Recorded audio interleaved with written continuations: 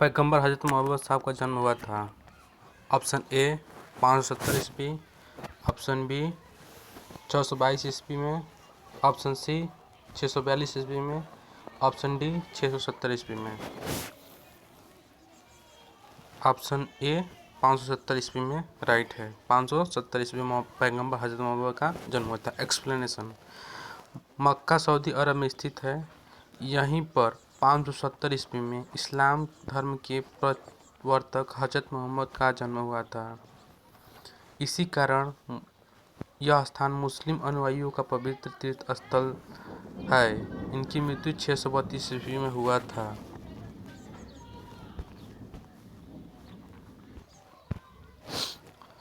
मक्का कहाँ स्थित है? मक्का कहाँ स्थित है? ऑप्शन ए सीरिया में, option B Iran, option C Iraq, option D Saudi Arab. Option D Saudi Arab. मक्का कहाँ स्थित है? सऊदी अरब में स्थित है। ठीक है, आगे चलते हैं। क्वेश्चन नंबर 3, हिंद अर्थात भारत की जनता के संदर्भ में हिंदू किया था? ऑप्शन ए यूनानियों ने, ऑप्शन बी रोमन ने, ऑप्शन सी चीनियों ने, ऑप्शन डी अरबियों ने।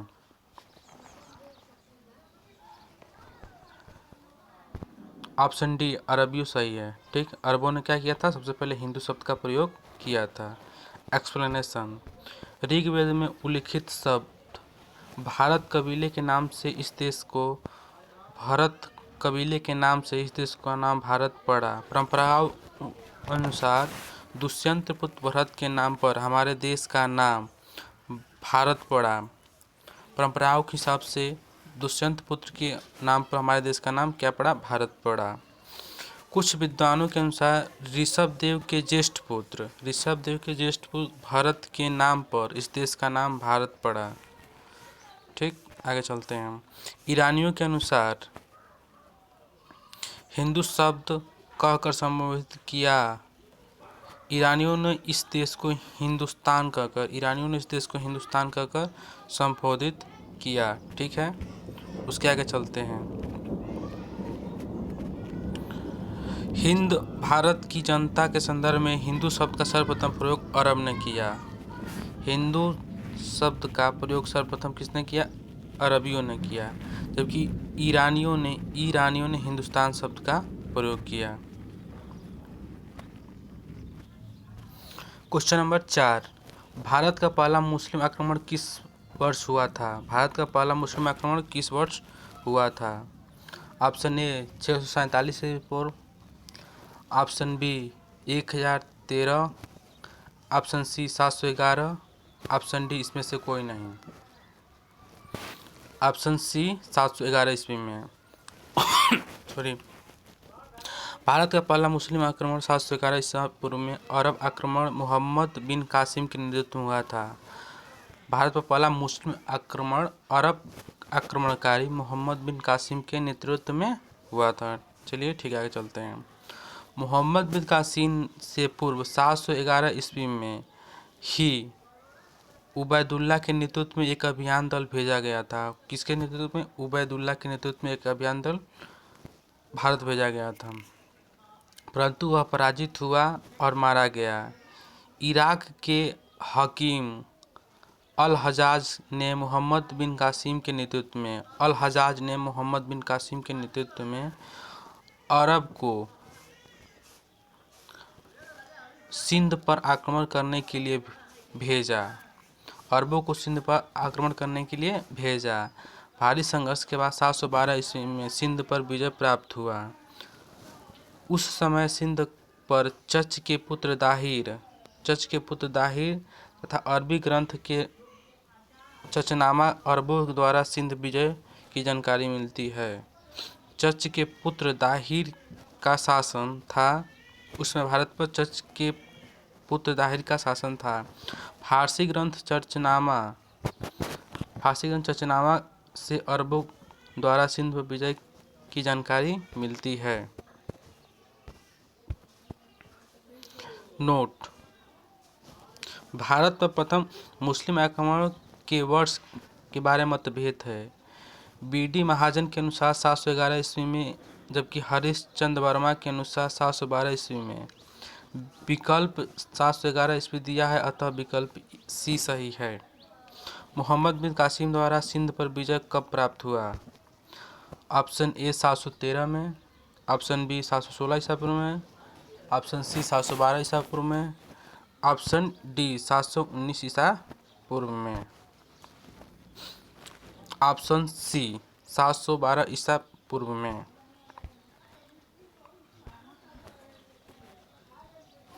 भारत का प्रथम मुस्लिम आक्रमणकारी था। भारत में प्रथम मुस्लिम आक्रमणकारी था कुतुबुद्दीन ऐबक, ऑप्शन ए है। Option B Mohammad Ghaznavi, option C Mohammad bin Qasim, option D Mohammad Ghori. Option C Mohammad bin Qasim Bharat का पहला मुस्लिम आक्रमणकारी था। ठीक है। एक्सप्लेनेशन। प्रश्नगत विकल्पों में भारत में प्रथम मुस्लिम आक्रमणकारी मोहम्मद बिन कासिम था। 8वीं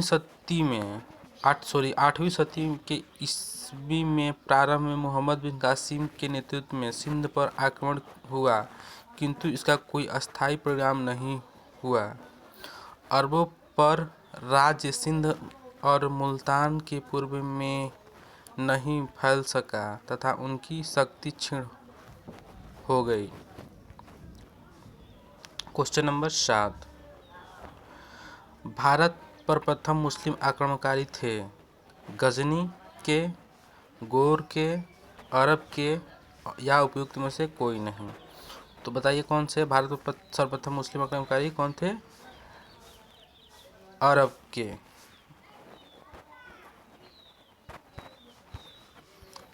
चलते हैं एक्सप्लेनेशन में इसके। भारत पर सर्वप्रथम अरबी मुसलमानों आक्रमण 636 ईस्वी में हुआ था। भारत में सबसे पहले मुसलमानों का आक्रमण कब हुआ था? अरबों का 636 में हुआ था। यह आक्रमण खलीफा उमर के समय में हुआ था। किसके समय में हुआ था? खलीफा उमर के समय में हुआ था।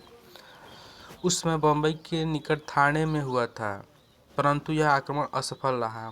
भारत का पहला सफल आक्रमण 712 ईस्वी में मोहम्मद बिन कासिम द्वारा किया गया था। खलीफा अल वाजिद के शासनकाल में यह आक्रमण हुआ था। खलीफा अल वाजिद किसके शासनकाल में हुआ था? खलीफा अल वाजिद के शासनकाल में यह आक्रमण हुआ था। यह आक्रमण कासिम के आक्रमण के समय सिंध पर दाहिर का शासन था। मोहम्मद बिन कासिम के आक्रमण के समय सिंध पर दाहिर का शासक था। इसने सिंध पर 712 ईस्वी में तथा मुल्तान पर 713 ईस्वी को जीता। अगला क्वेश्चन। मोहम्मद बिन कासिम तुर्क था, मंगोल था? ऑप्शन सी अरब था, ऑप्शन डी तुर्क अफगान था। तो ऑप्शन सी मोहम्मद बिन कासिम एक अरबी था। वह इराक के राजा अल हजाज का भतीजा, और दामाद था। इराक के राजा अल हजाज के भतीजा और दामाद था। जिस समय उसने सिंध पर आक्रमण किया था उसकी आयु मात्र 17 वर्ष थी। इनमें से कौन राजवंश का संस्थापक था? इसमें कौन गजनी राजवंश का संस्थापक था? Option A Alptigin, option B Mohammad, option C Sebuktigin, option D Islam. तो इसमें से कौन सा सही है? Option A Alptigin. गजनी वंश का संस्थापक अल्पतगीन था। गजनी वंश का अन्य नाम यामनी वंश भी है। अल्पतगीन ने गजनी को अपनी राजधानी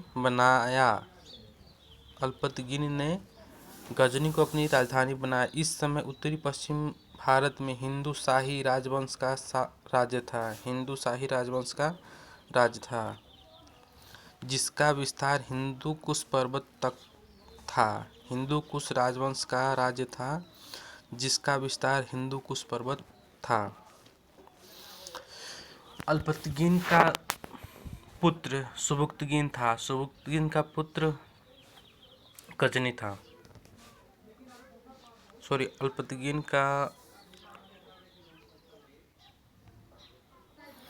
अल्पतगीन का दामाद सुबुक्तगीन था। सुबुक्तगीन का पुत्र गजनवी था।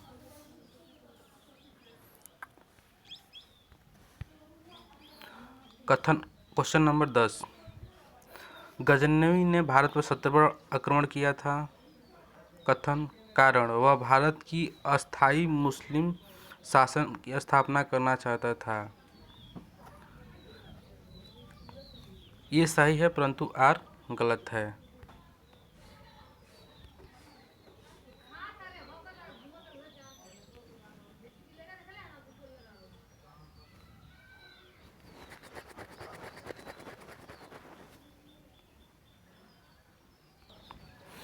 मोहम्मद गजनवी या गजनवी ने भारत पर 17 बार आक्रमण किया परंतु इन आक्रमण का उद्देश्य भारत में अस्थायी मुस्लिम शासन की स्थापना करना नहीं था बल्कि मात्र लूटपाट करना था। निम्न में से कौन चंदेल शासक मोहम्मद गजनवी से पराजित नहीं हुआ? ऑप्शन ए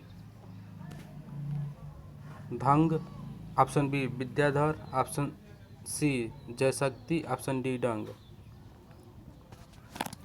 एक्सप्लेनेशन: मोहम्मद गजनवी का चंदेल पर प्रथम आक्रमण 1019-20 में हुआ था। मोहम्मद गजनवी का चंदेल पर प्रथम आक्रमण 1019-20 में हुआ था।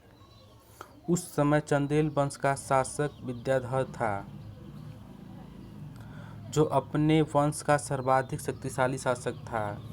मुस्लिम स्रोतों से पता चलता है कि विद्याधर एवं महमूद के बीच में किसी नदी के किनारे भीषण युद्ध हुआ, किंतु इसका कोई परिणाम न निकला।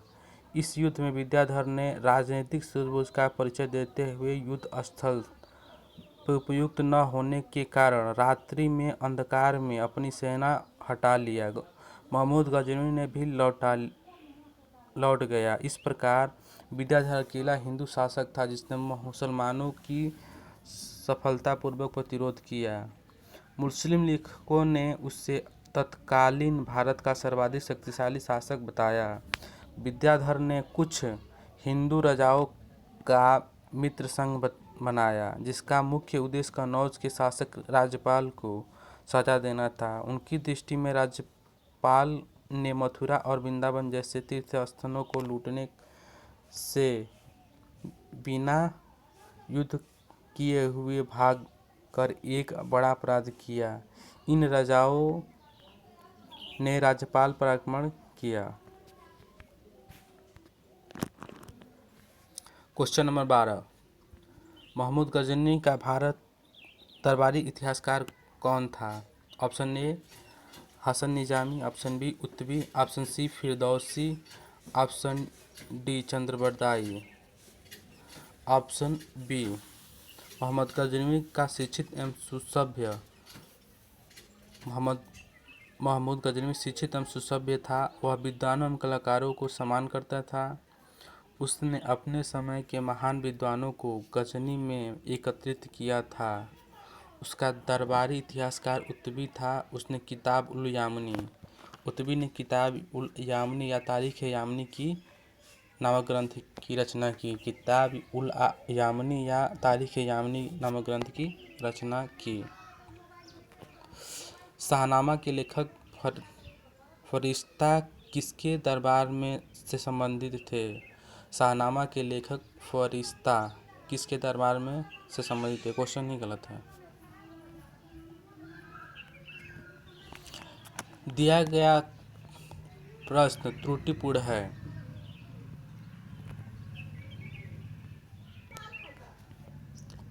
क्योंकि शाहनामा का लेखक फरिश्ता न होकर फिरदौसी है और यह महमूद गजनवी के दरबार का प्रसिद्ध विद्वान कवि था। इससे पूर्व में होमर की उपाधि दी जाती है। इस प्रकार इसका संभावित उत्तर विकल्प बी होगा। जबकि फरिश्ता ने तारीख ए फरिश्ता या गुलशन ए इब्राहिमी नामक किताब लिखी थी। इसका पूरा नाम मोहम्मद कासिम हिंदू शाह था। यह कुछ समय तक अहमदनगर के शासक मुर्तजा निजाम शाह के दरबार में रहा था। बाद में बीजापुर चला गया। इसकी पुस्तक तारीख ए फरिश्ता बीजापुर के शासक इब्राहिम आदिल शाह को समर्पित थी। शाहनामा के लेखक कौन था? Option A Utbi, option B Firdaus, option D Alberuni, option D Barni, option B Firdaus. Note: Mohammad Ghazni के शासन दरबारी कवि में उत्तबी, फिरदौस, ये दोनों तथा अलबरूनी, ये तीनों कवि रहते थे।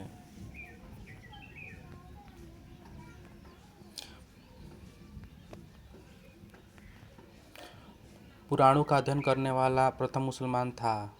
Option A Abul Fazal, option B Abdul Qadir Badayuni, option C Alberuni, option D Dara Shikoh.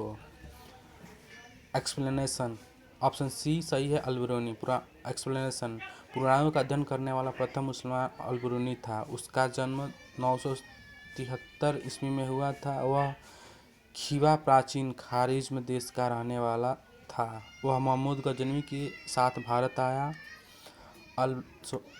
Al-Biruni किसके साथ भारत आया? महमूद गजनवी के साथ भारत आया। अलबरूनी मात्र इतिहास में नहीं बल्कि उसने ज्ञान और रुचियों की भी व्यक्ति जीवन में अन्य क्षेत्र तक भी था। खगोल विज्ञान, भूगोल, तर्कशास्त्र, औषधि विज्ञान, गणित तथा धर्मशास्त्र का जानकार था। इन्हीं रुचियों ने उसे भारत की तत्कालीन धार्मिक सांस्कृतिक स्थिति के बारे में ज्ञान प्राप्त करने के लिए प्रेरित किया। उसने संस्कृत का अध्ययन किया और अनेक संस्कृत रचनाओं का प्रयोग किया, जिसमें ब्रह्मगुप्त, बलभद्र, ब्राह्महीर की रचनाएं विशेष रूप से उल्लेखनीय है। उसने जगह जगह पर भगवत गीता, विष्णु पुराण तथा वायु पुराण के उद्धत किया। अलबरूनी ने अरबी भाषा में तहकीक हिंद की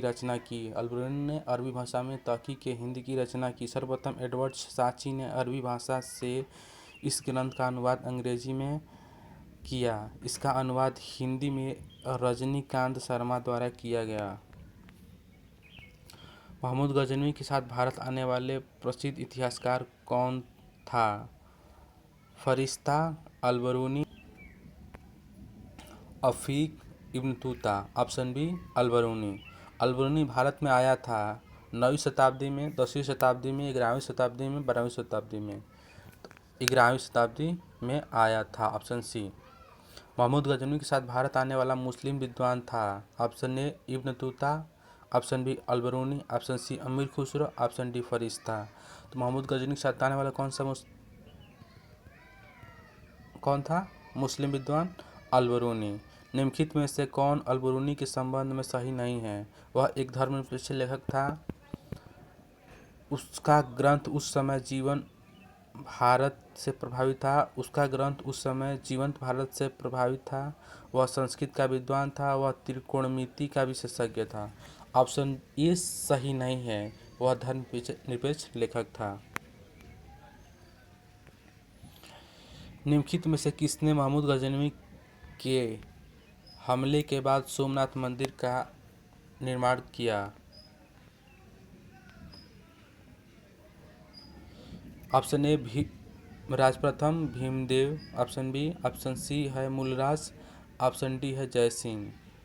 तो ऑप्शन बी भीमदेव। महमूद गजनवी के सोमनाथ मंदिर पर आक्रमण 1026 के समय यहाँ का शासक भीमदेव प्रथम 1022 से 1064 ईस्वी।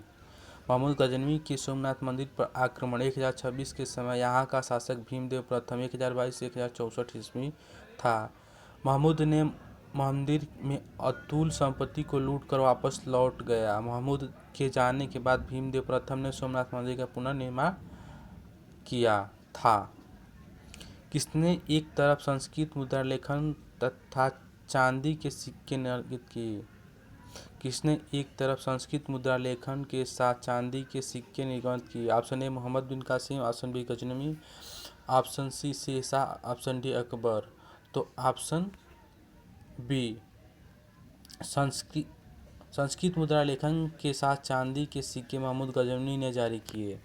संस्कृत मुद्रा लेखन के साथ चांदी के सिक्के महमूद गजनवी ने जारी किए थे। महमूद गजनवी द्वारा जारी चांदी के सिक्के के दोनों तरफ अलग अलग भाषाओं में मुद्रा लेखन अंकित था। ऊपरी भाग पर अंकित मुद्रा लेख अरबी भाषा में तथा दूसरी तरफ अंकित लेख संस्कृत भाषा अर्थात देवनागरी लिपि में था।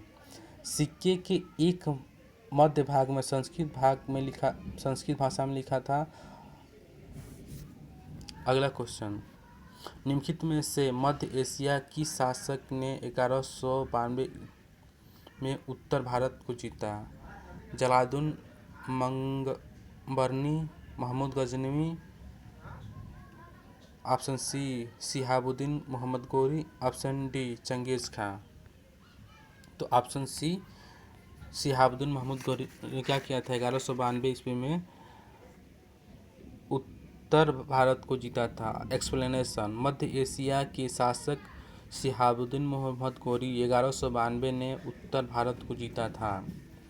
मोहम्मद गोरी में 1192 ईस्वी में उत्तर भारत को जीता था। शिहाबुद्दीन मोहम्मद गोरी को प्रथम आक्रमण 1195 ईस्वी में मुल्तान पर हुआ था। मोहम्मद गोरी का प्रथम भारत पर आक्रमण 1175 ईस्वी में मुल्तान पर हुआ था। 1205 ईस्वी तक वह बराबर साम्राज्य विस्तार अथवा पूर्व विजित राज्यों की रक्षा के लिए भारत पर चढ़ाई करता रहा। 1205 ईस्वी तक वह बराबर साम्राज्य विस्तार अथवा पूर्व विजित राज्यों की रक्षा के लिए भारत पर चढ़ाई करता रहा। उसने 1175 ईस्वी में मुल्तान और अक्ष पर आक्रमण किया। 1178 ईस्वी में गुजरात पर आक्रमण किया और 1191 ईस्वी में पृथ्वीराज चौहान के तराइन की लड़ाई हुई। 1191 में पृथ्वीराज चौहान के साथ लड़ाई हुई। इस युद्ध में मोहम्मद गोरी पराजित हुआ। ठीक, तराइन के द्वितीय युद्ध अन्य अर्थात 1192 में पृथ्वीराज चौहान की हार हुई। उसके बाद ही एक केंद्रीय मुस्लिमी राजनीतिक व्यवस्था स्थापित हुई जो बाद तक कायम रहा।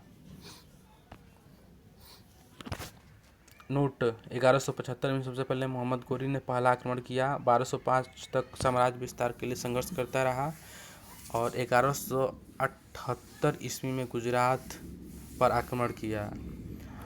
1191 में पृथ्वीराज चौहान के साथ प्रथम तराइन का प्रथम युद्ध हुआ। 1192 ईस्वी में पृथ्वीराज चौहान, जिसमें क्या हुआ था, गोरी पराजित हुआ था। और 1192 में तराइन का द्वितीय युद्ध हुआ था जिसमें पृथ्वीराज चौहान क्या हुआ था, पराजित हुआ था। मोहम्मद गोरी ने जयचंद को किस युद्ध में पराजित किया? मोहम्मद गोरी ने जयचंद को किस युद्ध में पराजित किया? ऑप्शन ए तराइन का युद्ध 1191 ईस्वी में, तराइन का द्वितीय युद्ध, तराइन का युद्ध 1192 ईस्वी में, ऑप्शन सी चंदावर का युद्ध 1194 ईस्वी में, ऑप्शन डी कन्नौज का युद्ध 1194 ईस्वी में। ऑप्शन सी सही है, 1194 ईस्वी में। एक्सप्लेनेशन, 1194 ईस्वी में चंदावर के युद्ध में मोहम्मद गोरी ने कन्नौज की गढ़वाल राजा जयचंद को पराजित किया। चंदावर वर्तमान फिरोजाबाद जिले में यमुना तट पर स्थित है। चंदावर वर्तमान में फिरोजाबाद जिले में यमुना तट पर स्थित है। क्वेश्चन नंबर 25, निम्न में से कौन सा राजा मोहम्मद गोरी द्वारा चंदावर युद्ध में पराजित किया गया था?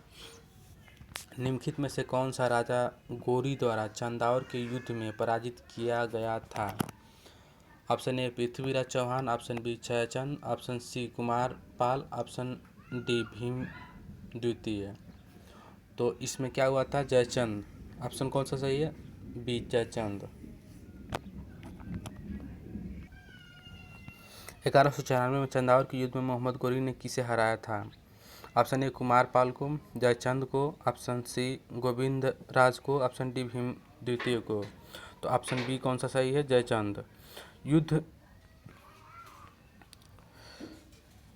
युद्ध जिसमें भारत में मुस्लिम शक्ति का स्थापना हुई। तराइन का प्रथम युद्ध, तराइन का द्वितीय युद्ध, पानीपत का प्रथम युद्ध, पानीपत का द्वितीय युद्ध। तो ऑप्शन बी तराइन का द्वितीय युद्ध। 1192 ईस्वी में तराइन के द्वितीय युद्ध में मोहम्मद गोरी तथा पृथ्वीराज चौहान के युद्ध हुआ जिसमें पृथ्वीराज चौहान पराजय के बाद भारत में मुस्लिम शासक की शक्ति की स्थापना हुई। गोरी की सजगता और श्रेष्ठ युद्ध प्रणाली के कारण मुसलमानों की जीत हुई। यह युद्ध भारतीय इतिहास में आधुनिक अत्यधिक महत्वपूर्ण था।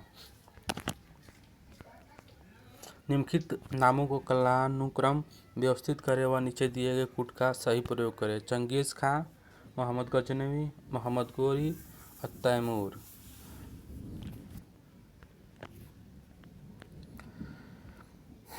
सन 1000 से लेकर 1026 तक बीच मोहम्मद गजनवी ने भारत पर 17 बार आक्रमण किया। सन 1000 से लेकर 1026 तक मोहम्मद गजनवी भारत पर 17 बार आक्रमण किया। शिहाबुद्दीन मोहम्मद गौरी प्रथम आक्रमण 1175 में और सन 1205 ईस्वी तक बाबर साम्राज्य विस्तार तक पूर्व विजित राज्य पर रक्षा के लिए भारत पर चढ़ाई करता रहा। शिहाबुद्दीन मोहम्मद गौरी प्रथम बार 1175 ईस्वी में आक्रमण किया तथा 1205 ईस्वी तक वह बाबर साम्राज्य विस्तार अथवा पूर्व विजित राज्य की रक्षा के लिए भारत पर चढ़ाई करता रहा। चंगेज़ खां के आक्रमण का भय तब उत्पन्न हुआ जब 1221 ईस्वी में ख्वारिज़्म शाह की मृत्यु के बाद उसका पुत्र उत्तराधिकारी जलालुद्दीन मंगलबर्नी दिल्ली सल्तनत की ओर भागा। सुल्तान नसीरुद्दीन के शासन में मध्य एशिया के मंगोल सेनानायक तैमूर ने 1398 ईस्वी तक भारत पर आक्रमण किया। चंगेज़ खान का आक्रमण भय तब उत्पन्न हुआ जब 1221 ईस्वी में ख्वारिज़्म शाह की मृत्यु के बाद उसका पुत्र और उत्तराधिकारी जलालुद्दीन मंगलबर्नी दिल्ली सल्तनत की ओर भागा। सुल्तान नसीरुद्दीन के शासनकाल में मध्य एशिया के मंगोल सेनानायक तैमूर ने 1398 ईस्वी में भारत पर आक्रमण किया। किस मुस्लिम शासक के सिक्कों पर देवी लक्ष्मी की आकृति बनी है? मोहम्मद गोरी, अलाउद्दीन खिलजी, अकबर, उपरोक्त में से कोई नहीं। तो ऑप्शन ए मोहम्मद गोरी। मोहम्मद गोरी के सिक्कों पर देवी लक्ष्मी की आकृति बनी है और दूसरे तरफ कलमा यानी अरबी में खुदा हुआ है।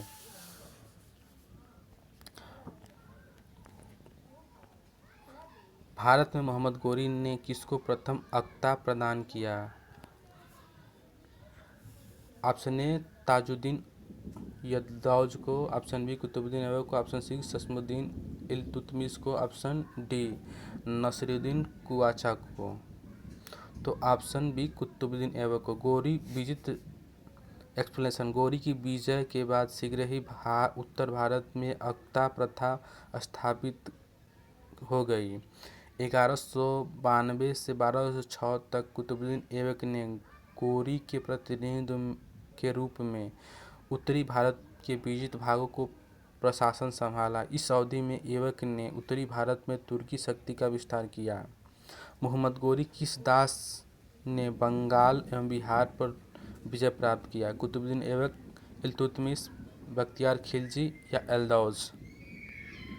मोहम्मद गोरी के किस दास ने बंगाल और बिहार पर विजय प्राप्त किया? बख्तियार खिलजी सही है। मोहम्मद गोरी एक साधारण दास इख्तियार मोहम्मद बिन बख्तियार खिलजी ने 1202 में बिहार की विजय तथा नालंदा एवं विक्रमशिला बिहार को तहस नहस कर राजधानी उदंतपुर पर कब्जा किया। उसने 1204-1205 में बंगाल पर आक्रमण किया। उस समय वहाँ का शासक लक्ष्मण सेन था। वह बिना युद्ध किए ही भाग निकला। तुर्की सेना राजधानी नदिया में प्रवेश कर बुरी तरह लूटपाट की। बिहार में प्रथम मुस्लिम विजेता कौन था? Option A Malik Ibrahim, option B Iltutmish, option C Bakhtiyar Khilji, option D Ali Mardan Khilji, option E उपरोक्त में से कोई नहीं या एक से अधिक। Option C Bakhtiyar Khilji. बिहार पर प्रथम मुस्लिम विजेता बख्तियार खिलजी था। नालंदा बिहार का विध्वंस किया था। Option A Bakhtiyar Khilji, option B Qutbuddin Aibak, option C Mohammad bin Tughlaq, option D Alauddin Khilji. तो ऑप्शन ए बख्तियार खिलजी। नीचे दिए गए हैं जिनमें से एक कथन दूसरे कारण कहा गया है। कथन भारत का तुर्की आक्रमण सफल हुआ।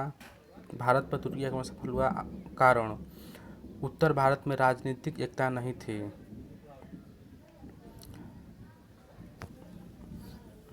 कथन और कारण दोनों सही है।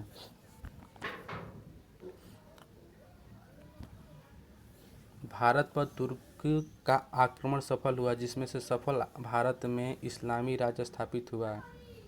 भारत भूमि में अंदर तक प्रवेश पाने का प्रथम श्रेय गजनवी वंश के सुल्तान मोहम्मद को प्राप्त हुआ, जबकि भारत राज्य स्थापित करने का श्रेय संसवनी वंश के मोहम्मद गौरी को प्राप्त हुआ।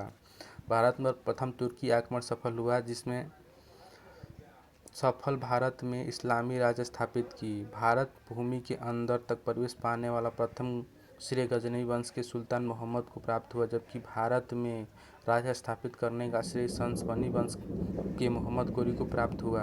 अतः स्पष्ट है कि कथन और सत्य है। भारत में राजनीतिक एकता का अभाव और उत्तरी भारत में भी शक्तिशाली और विस्तृत साम्राज्य का न होना तुर्कों के विरुद्ध असफलता का कारण था।